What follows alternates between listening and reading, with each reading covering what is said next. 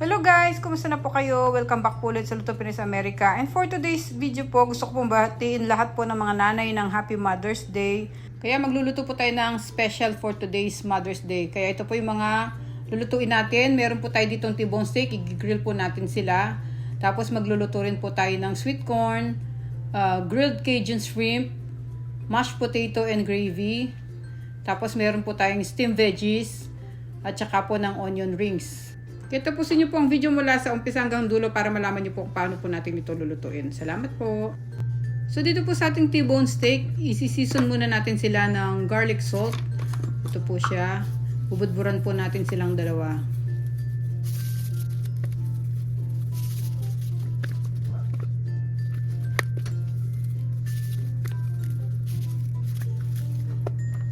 Tapos maglagay din po tayo ng black ground pepper sa ating T-bone steak.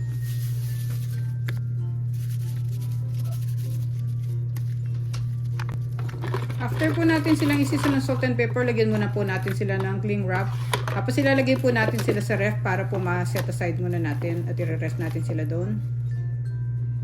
Ngayon sunod naman po natin itong ating shrimp. Lalagyan po natin sila ng seasoning. Ito po yung mga seasoning na gagamitin natin para po sa ating shrimp. Kulang po tayo ng isang bowl.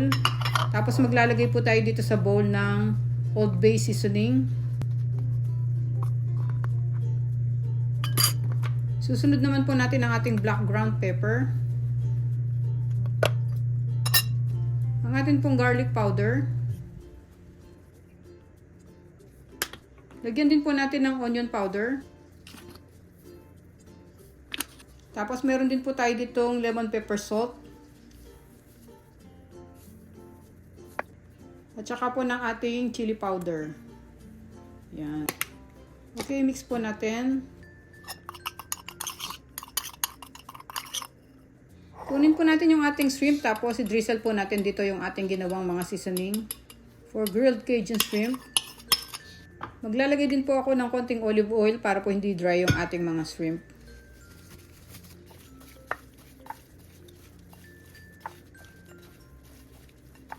Pagkahalo po ng ating seasoning sa ating shrimp, lalagyan muna po natin sila ng cling wrap. At ilalagay din po natin sila sa ref para po maglasa po yung mga seasoning na nilagay natin. So ngayon po ang susunod natin gagawin yung ating mashed potato. Tatalupan muna po natin itong ating mga patatas at babalikan ko po kayo. So natapos na po natin yung ating mga patatas. Ilalagay po natin sila dito sa ating pot. Tapos lalagyan po natin sila ng tubig. At palalambutin muna po natin ang ating mga patatas. Maglalagay lang po tayo ng konting asin. Tapos tatakpan na po natin sila at isasalang po natin sila sa ating stove.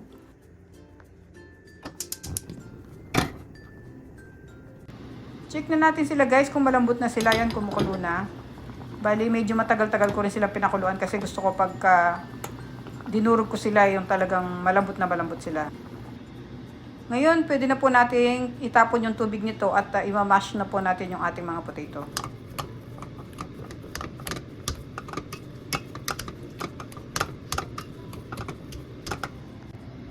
So yan, ngayon po mapino na po yung ating patatas. Pwede na po natin siyang timplahan para lutuin na po natin. Simpleng-simple po itong ating mashed potato pero napakasarap po nito. So ang gagawin po natin dito, maglalagay po tayo ng konting butter. Maglalagay lang po tayo ng mga 1 tablespoon. Kunin po natin yung ating cream cheese. Maglalagay din po tayo dito ng mga 2 tablespoon. Lagyan din po natin ng konting salt, tsaka po ng ating black ground pepper. Maglalagay din po tayo ng konting fresh milk. Bali 1% milk po itong gamit ko. Pahaluin lang po natin ito hanggang mag-melt po yung ating butter, tsaka po yung ating cream cheese. So hintayin lang po natin mag-combine lahat ng mga ingredients na nilagay po natin.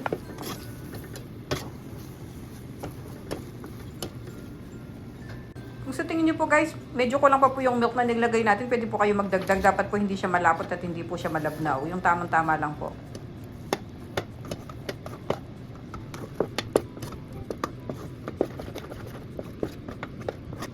Yan, parang ganito po siya guys, oh. Yan, masarap na po yan. So lalagyan lang po natin siya ng green onions.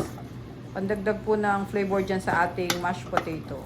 So, ngayon okay na po yung mashed potato natin guys. Pwede na po natin siyang i-off at set aside muna natin para maluto naman natin yung iba. Dito po sa ating stove, lagay po natin yung ating saucepan. Lulutuin po natin yung ating gravy. Pagkainit po ng saucepan, naglagay po ako ng butter at saka po ng konting olive oil. Wait lang po natin mag-melt yung ating butter.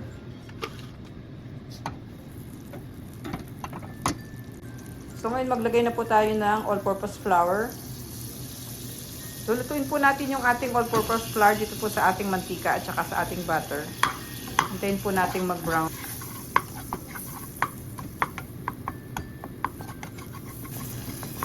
Ngayon dahan-dahan po natin ibubuhos yung ating chicken broth. Haluin lang po natin siya ng dahan-dahan tapos ibubuhos po natin pa konti-konti yung ating chicken broth para po hindi magbuo-buo yung ating harina.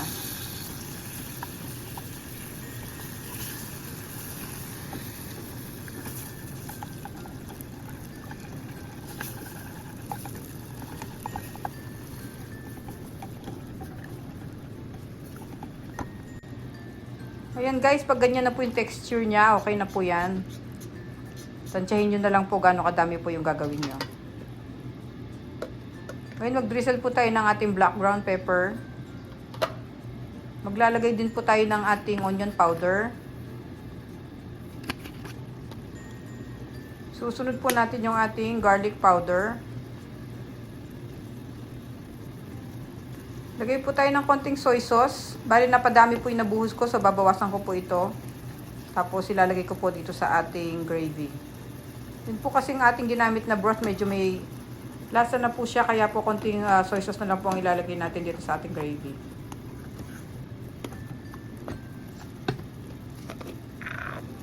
Maglagay din tayo guys ng konting chicken powder para mas malasa yung ating gagawing gravy.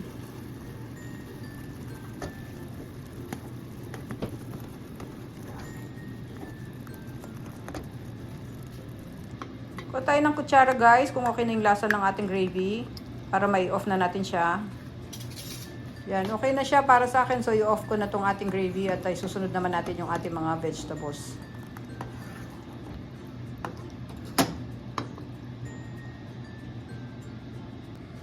Kumuha lang tayo ng pot, nilagyan natin ng tubig, pakukuluan natin to para i-steam natin yung ating mga vegetables at saka yung corn. Ito guys, at nahiwa ko na lahat po yung ating carrots at saka yung ating broccoli. Kumukulo na yung tubig natin, lagyan na natin yung ating mga gulay. Unahin muna natin yung ating sweet corn.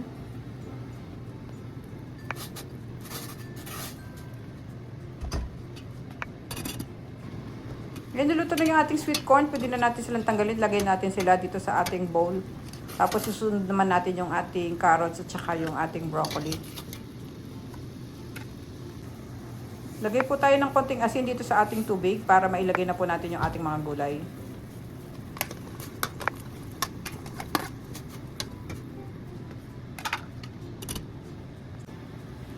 Ngayon palagi ko luto na yung ating gulay, pwede na natin silang tanggalin. Half cook lang po yung pwede nating gawin dito para po hindi sila masyadong malamog. Yan, okay na po sila at ilalagay ko na po sila dito sa ating plate.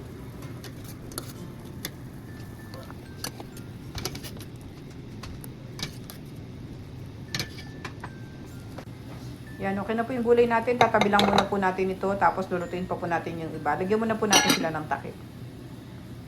So this time naman guys, susunod po natin yung ating onion rings. Itong ating mga hiniwa na mga sibuyas, lalagyan po natin sila ng tubig.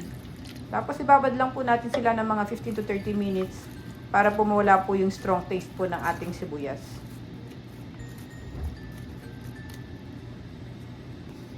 Ngayon natanggal na po natin yung ating onion sa ating tubig.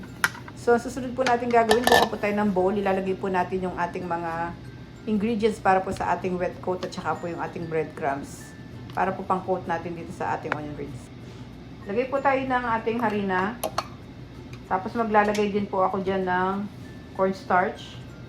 Tansyahin nyo na lang po guys kung gaano po kadami yung kailangan nyo. Maglalagay po tayo dito guys ng garlic salt. Drizzle po tayo. Tapos sunod po natin yung ating black ground pepper. Lagay din po tayo ng ating paprika. Buhusan po natin siya ng tubig. Gagawa po tayo ng wet butter guys. Dahan-dahan lang po natin ibuhos tong ating tubig sa ating harina mixture.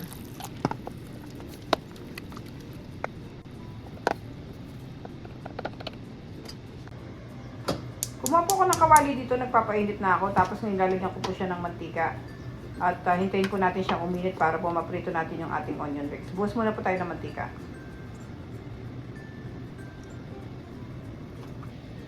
Ito po yung breadcrumbs na gagamitin natin. So maglagay na po tayo ng ating onion dito sa ating wet butter tapos sa ating breadcrumbs. Tuloy-tuloy lang po tayo hanggang matapos po natin sila lahat.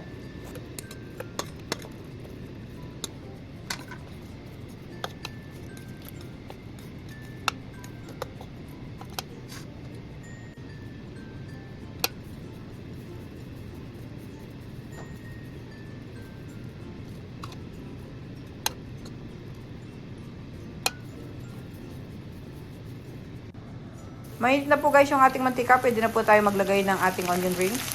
Lutuin lang po natin yan hanggang maluto na po natin sila lahat.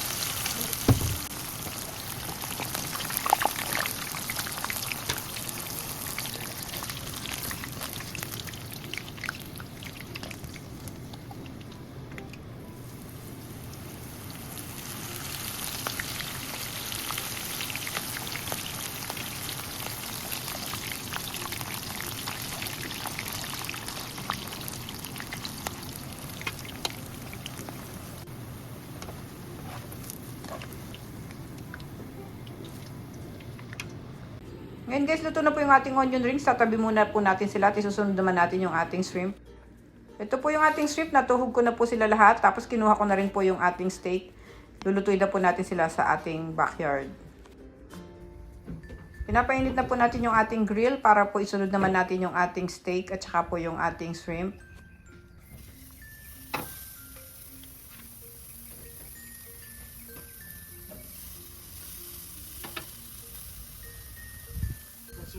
Nailagay ko na po yung ating steak dito sa grill. Budburan lang po natin sila ng rosemary para po pandagdag flavor at malasang-malasa po yung ating steak. Dito naman po sa gilid, ilalagay din po natin yung ating shrimp para sabay-sabay na po silang maluto lahat.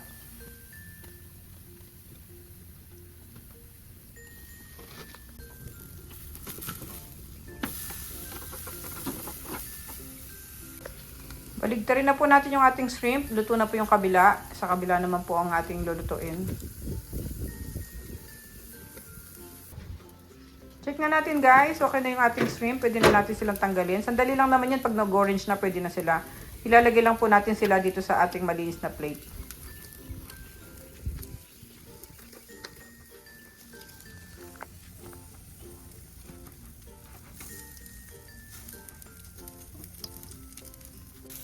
So ngayon baligtarin na rin natin yung ating steak. Luto na yung kabila niya.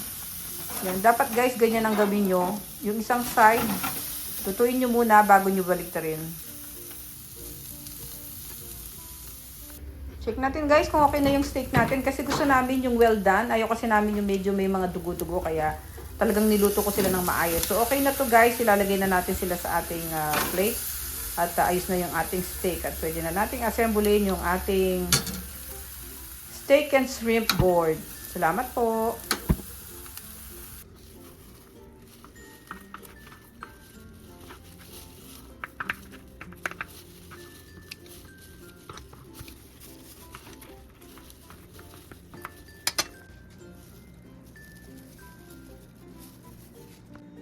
Okay guys, ito na po ang ating Mother's Day Special Edition. Ayan po yung ating mga niluto kanina. Napakasarap po niyan guys. Ito po yung ating gravy. Tapos yung ating sweet corn, onion rings, mashed potato, yung ating pong T-bone steak, yung ating grilled Cajun shrimp at saka yung ating vegetables. Maraming salamat po sa panonood sa aming channel. Paki-subscribe nyo po ang aming channel, Lutong Pinoy sa Amerika, at sa mga nag-follow po. Maraming salamat po. Happy Mother's Day po sa ating lahat. God bless po guys. Maraming salamat po sa Joyce sa panibagong araw naman po nakalipas sa atin. At mag-ingat po tayong lahat. God bless po. Salamat po.